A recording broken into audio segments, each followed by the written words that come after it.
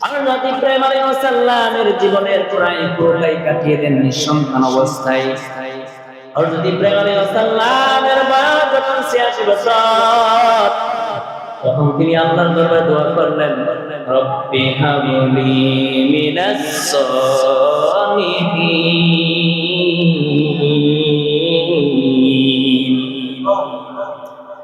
হে পরওয়ারদিগার, আমাদের সব পুত্র সন্তান দান করুন। আল্লাহ পাক রব্বুল আলামিন হযরত ইব্রাহিম আলাইহিস সালামের দোয়াকে কবুল করলেন। আল্লাহ পাক রব্বুল আলামিন এক পুত্রের সুসংবাদ দিলেন, ফাবাশশারনাহু বিগুলামিন হালিম।